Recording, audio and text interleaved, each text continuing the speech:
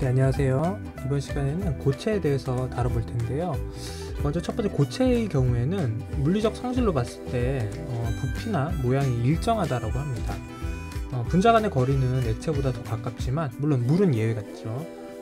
액체보다 더 가깝지만 입자, 즉 구성 입자의 경우 자유롭게 이동할 수가 없고, 제자리에서 입자 간 거리가 바뀌는 어떤 진동 운동만 가능하다라고 해요. 교과서에서도 그렇게 설명을 하고 있는데요. 우리가 운동 모드를 생각을 할 때 입자들 같은 경우에는 X축, Y축, Z축을 움직이는 병진 운동 모드가 있고요.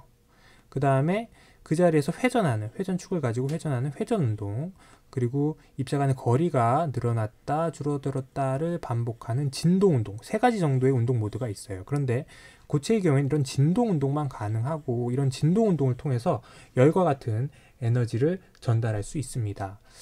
자, 그럼 이런 고체는 분류체계에 있어서 두 가지 정도로 분류가 되는 것 같아요. 먼저 결정성 고체, 그러니까 입자의 배열 상태에 따라 결정성 고체라고 하는데, 배열 상태가 아주 균일한 녀석들, 규칙적인 입자 배열을 갖는 녀석들을 우리는 결정성 고체라고 하고요. 이런 입자 배열이 불규칙한 녀석들을 비결정성 고체라고 얘기를 해요.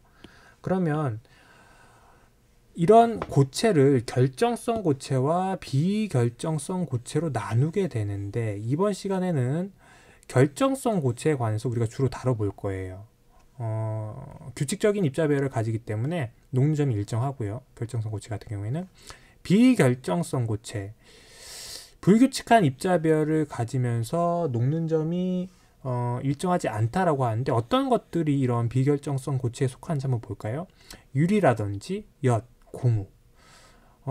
머릿속으로 떠올려 봤을 때 이런 녀석들은 뭔가 유동성을 가지는 고체 같은 느낌이 들죠.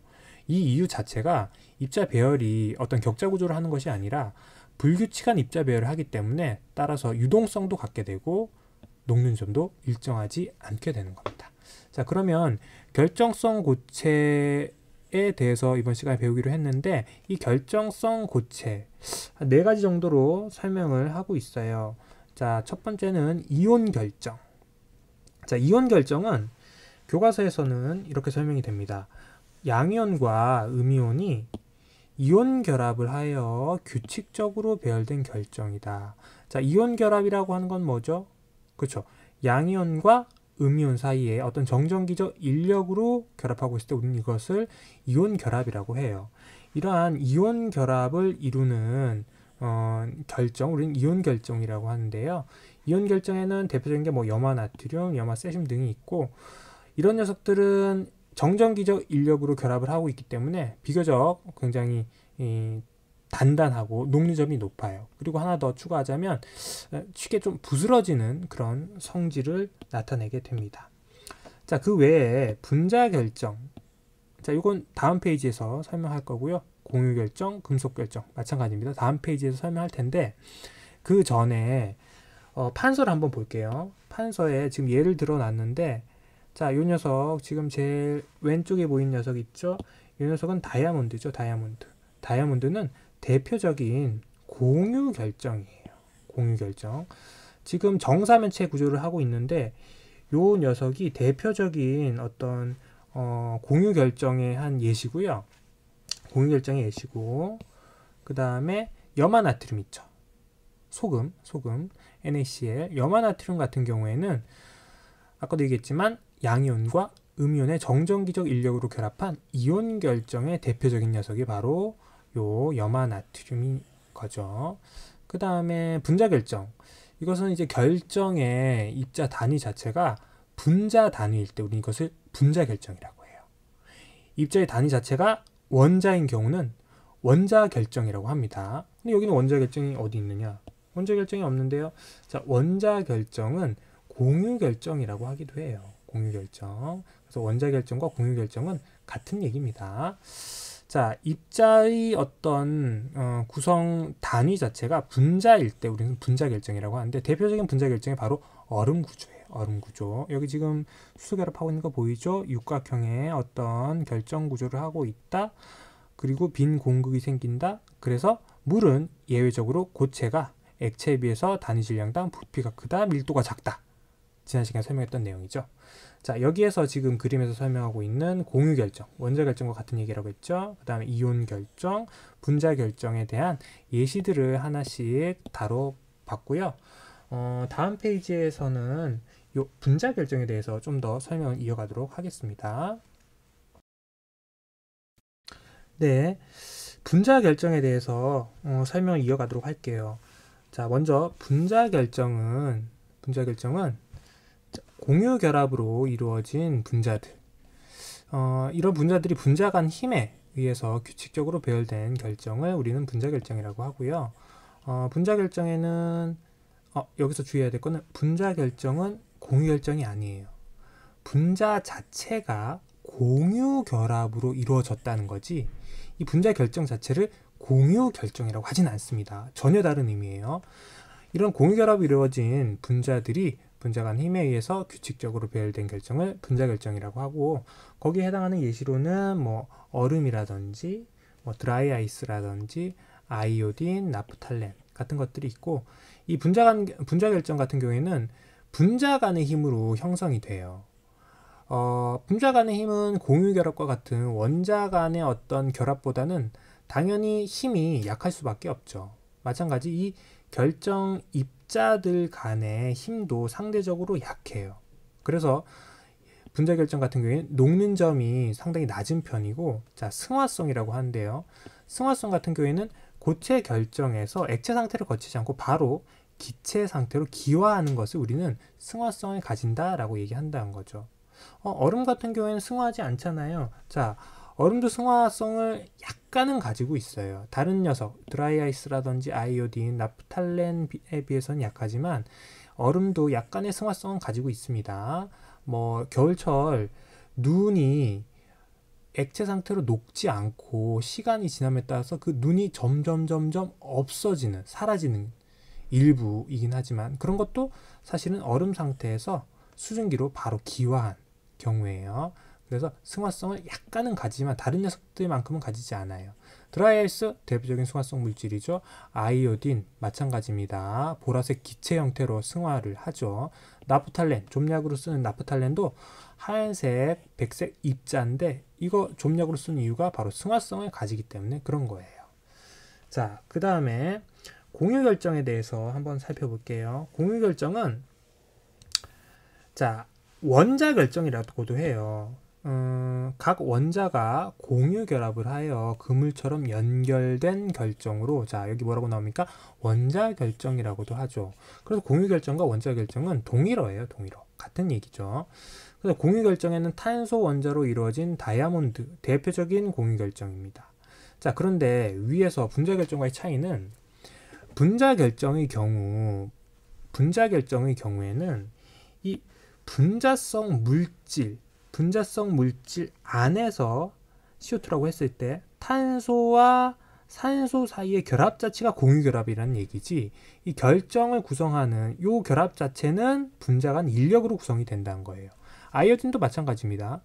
아이오딘 원자끼리는 공유 결합이지만 I2, 아이오딘 분자와 분자 사이의 이 결정 입자끼리는 분자 간의 인력으로 연결이 된다는 거예요. 그런데 공유 결정은 단위 자체가 원자예요. 원자. 단위 자체가 원자이고요. 원자이고, 이렇게 보이는 원자이고, 이 원자들끼리 어떤 상호작용하는 이 힘은 바로 공유 결합에 의해서 결정 구조를 이루고 있다는 거예요. 굉장히 결합이 세겠죠. 결합이 강하겠죠. 당연히 녹는 점은 매우 높고 강도는 단단하겠죠. 다이아몬드라든지 흑연, 석영, 이 대표적인 공유 결정인데요. 다이아몬드 같은 경우에는 오케이, 단단하다는 거 인정하는데 흑연은 그렇지 않잖아요. 자, 요것은 사실은 흑연 한 층 한 층 간에, 층과 층 사이에는 사실 공유 결합이 연결이 안 돼 있어요. 그렇기 때문에 외부에서 힘이 주어질 때 미끄러지는 거죠. 이렇게 옆으로 미끄러지면서 흑연은 이렇게 부스러지는 거지, 이 탄소 사이의 공유 결합은 상당히 끊기가 어렵습니다. 그래서 흑연은 다이아몬드와 사실은 좀 구별되는 어떤 성질을 가지고 있어요. 둘 다 공유 결정이지만 그래서 둘 다 탄소로 구성이 되지만 이 결합하는 방식의 차이 때문에 강도의 차이를 보여요. 이런 다이아몬드 흑연을 우리는 동소체라고 합니다. 동소체. 석연 같은 경우에는 역시 마찬가지 결합하는 이 단위가 전부 다 원자이고 공유결합으로 연결이 되어 있기 때문에 원자결정 혹은 공유결정으로 우리가 구별 짓는 거예요. 자, 마지막으로 볼 것이 바로 금속결정인데요. 금속결정은 크게 얘기하지 않겠습니다. 금속 원자 단위로 이루어져 있는데 이런 녀석들은 자유전자라고 하는 전자에서 서로 붙어 있는 녀석이에요. 자유전자에 의해서 금속과 금속 양이온들끼리 자유전자에서 붙어 있는 이런 결정 우리는 금속결정이라고 하고요. 금속결정에는 그냥 금속들이 전부 다 금속결정이겠죠. 그리고 금속결정의 특징은 녹는 점이 높더라. 금속 결합력 자체가 강하기 때문에 녹는 점이 높고요. 광택이 있습니다. 그리고 몇 개 더 추가하자면 전성이라든지 연성과 같은 그런 성질을 가지고 있는데 요거는 다음 페이지 판서를 통해서 정리를 좀 해볼게요. 자, 첫 번째 분자 결정은 녹는 점이 낮고 승화성이 있더라. 어떤 녀석들이 이런 분자 결정이냐? 이산화탄소 고체, 이게 바로 드라이 아이스예요. 그 다음 아이오딘이라든지 요게 지금 나프탈렌입니다. 나프탈렌. 공유 결정 같은 경우에는 원자 결정이라고 얘기하기도 한다고 했죠. 공유 결정.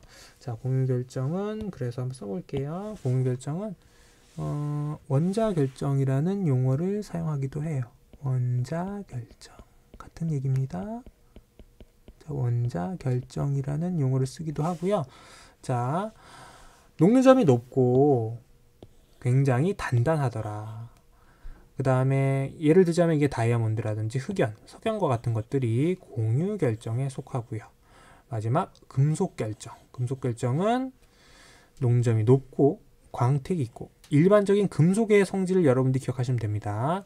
전성과 연성이 있더라. 설명 좀 추가하자면 전성 같은 경우에는 압력을 가했을 때 아주 납작하게 눌리는 성질을 전성이라고 하고요. 연성은 좌우로 잡아당겼을 때 엿가락처럼 길게 뽑히는 그런 성질을 우리는 연성이라고 합니다. 금속의 이런 전성과 연성을 이용해서 금속을 연마하고 금속을 가공하게 되는 거죠. 자, 분자 결정, 공유 결정, 금속 결정, 그리고 앞에서 배웠던 이온 결정까지 우리는 결정성 고체의 4가지에 대해서 모두 알아보았습니다. 네, 세 번째 페이지에서는 결정 구조에 대해서 배우고 있는데요. 우리가 고체 중에서 이 결정성 고체를 다룰 때 입자들의 어떤 규칙적인 배열 구조를 우리는 결정 구조라고 얘기를 해요. 자, 고체들이 어떤 입자들이 고체를 이룬 입자들이 아주 규칙적으로 배열이 된다고 이제 했는데요. 이 결정 같은 경우에는 입자들이 이렇게 규칙적으로 배열이 되기 때문에 이 동일한 구조가 계속 반복이 돼요. AB, AB, AB 혹은 ABC, ABC, ABC 동일한 구조가 계속 반복해서 나타나는데 이때 있던 어떤 그 결정 구조에서 반복되는 가장 간단한 기본 단위를 우리는 단위세포, 유니셀이라고 합니다. 단위세포라고 해요. 단위세포 중에서 가장 간단한 정육면체를 잘라내는 거죠. 그래서 우리는 큐빅, 입방 구조라고 합니다. 단위세포에서 아주 요 한 부분을 잘라낸다라고 생각하시면 돼요. 이 교과서를 보시면 이런 결정 구조가 있고 이 구조들이 반복될 때 단위세포를 정육각형 형태로 잘라낸 것을 입방 구조, 큐빅이라고 얘기를 하고요. 우리 이번 시간에 세 종류의 어떤 입방 구조에 대해서 살펴보려고 해요. 근데 이온 결정 같은 경우에는 좀 복잡해요. 이게 이온 결정은 2종류 이상의 입자들로 구성이 되기 때문에 이번 시간에 저희들이 알아볼 입방 구조들은 금속 결정, 한 종류로 이루어진 금속 결정 중에서만 어떤 입방 구조를 따서 살펴보도록 할 거예요. 지금 먼저 처음 이제 소개되고 있는 것이 바로 단순 입방 구조인데요. 자, 단순 입방 구조 조금 더 살펴볼게요. 이 단순 입방 구조는 어떤 걸 단순 입방 구조라고 하냐면 우리 생각했을 때 가장 좀 단순한 형태예요. 단순한 형태. 요렇게 구가 있습니다. 일단 금속 결정이라고 했을 때 금속 원자들이 되겠죠.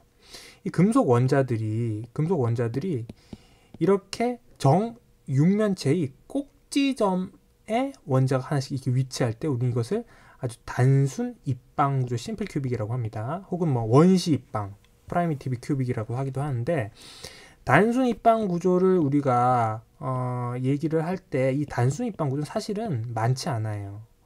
공간 효율이 안 나와요. 여러분들 그 당구공과 같은 것들을 쌓는다고 생각했을 때 얘가 이런 식으로 쌓이지는 않는다는 거죠. 이렇게 쌓이지는 않아요. 공간 효율이 너무 떨어지기 때문에 이렇게 식으로 쌓이지는 않지만 폴로늄과 같은 그런 금속들은 아주 드물게 이런 단순 입방 구조를 가지기도 한다는 거죠. 그럼 이런 구조가 계속 반복된다고 했을 때 꼭지점 위치에 원자들이 하나씩 있다고 했을 때 단위세포는 제가 뭐라고 했죠? 반복되는 구조에서 정육각형 형태로 드러낸 것을 우리는 큐빅, 입방 구조라고 한다 그랬죠. 그러면 이 단위세포 하나에 몇 개의 폴로늄 금속 원자가 포함되어 있을 것이냐를 계산하기도 한다는 거죠. 자, 우리 잘 생각해 봅시다. 꼭지점 위치에 이렇게 하나씩 있다고 했을 때, 자, 요것을 요 그림으로 생각을 해보세요. 자, 가장 단순한 반복되는 가장 작은 어떤 단위세포 큐빅을 드러낸다고 했을 때 그 단위세포 하나당 몇 개의 입자를 가질 것이냐. 자, 꼭지점은 한 입자의 8분의 1씩을 차지하겠죠. 근데 정육각형에서 꼭지점은 하나, 둘, 셋, 넷, 다섯, 여섯, 이 안쪽에 보이는 거 일곱, 8개에 위치하고 있죠. 단위세포당 입자수 몇 개냐? 8분의 1씩 가지고 오는데 총 꼭지점 개수가 8개니까 단위세포당 입자수는 1개로 계산이 되어지더라. 8개가 아닙니다. 1개로 계산이 되어진다라는 거. 자, 요거 기억을 해 주셔야 됩니다. 단위세포당 입자수 물어봅니다. 요거. 자, 꼭지점이 8개이기 때문에 8 곱하기 한 꼭지점당 8분의 1씩 가지고 온다. 그러면 단위세포당 포함된 입자수는 8개가 아니라 1개로 계산이 된다라는 거죠. 자, 여기 보시면 심플 큐빅, 바디 센터드 큐빅, 뭐 페이스 센터드 큐빅 해서 3종류로 지금 나와 있는데, 먼저 심플 큐빅 제 왼쪽에 보이는 요 그림이죠. 요거. 자, 심플 큐빅 같은 경우 이런 것들이 있고, 예시는 사실 외울 필요 없어요. 폴로늄이라든지 우라늄, 그 다음에 금, 이런 녀석들이 이런 구조를 한다는 거 예시는 외울 필요 없는데, 이게 어떤 구조인지는 알아야 된다는 거예요. 첫 번째로 소개되는 이 심플 큐빅 같은 경우에는 꼭지점당 입자가 하나씩 있다라는 거죠. 입자가 하나씩 있다라는 거. 자, 그 다음에 바디 센터드 큐빅, BCC라고 해요. 이것을 우리는 한글로 채심 입방 구조라고 번역을 합니다. 채심 입방 구조. 이건 뭐냐? 바디, 중앙, 정중앙, 몸통에 입자가 하나 있고요. 나머지는 똑같아요. 꼭지점에 하나씩 위치한다. 꼭지점에 하나씩. 자, 몸통에 하나, 꼭지점에 하나. 그래서 바디 센터드 큐빅이라고 얘기하는 겁니다. 이건 BCC라고 표현하는데요. 채심 입방 구조는 뒷페이지에서 설명하겠지만 단위 세포당 입자 개수 한번 계산을 해보는 시간 가지도록 할 거고요. 그 다음에 자, 면심 입방 구조, 페이스 센터드 큐빅이라고 하는데, 요거는 자 보세요. 페이스 면이에요. 면마다 입자가 하나씩 있는 거예요. 면마다. 정육각형의 경우에는 6개의 면을 가지고 있죠. 면마다 입자가 하나씩 있고 그 다음에 꼭지점에 하나씩 있더라. 이런 경우를 우리는 Face Centered Cubic, FCC라고 표현합니다. 면심 입방 구조라고 해요. 그럼 이러한 면심 입방 구조에는 단위세포당 몇 개의 입자를 가질 것인가? 이것도 한번 뒷페이지에서 계산한 시간 가져보도록 할 거예요. 자, 결정 구조. 우리가 지금 결정 구조에서 입방 구조를 가지고 오는데 그 입방 구조는 이온 결정이 아니라 금속 결정, 한 종류로만 구성된 금속 결정을 가지고 생각을 해볼 거고요. 거기서 소개되는 세 개의 어떤 결정 구조, 첫 번째 단순 입방 구조, 두 번째 바디 센터드 체심 입방 구조, 세 번째 페이스 센터드 면심 입방 구조, 요 세 가지를 기억을 좀 해두세요.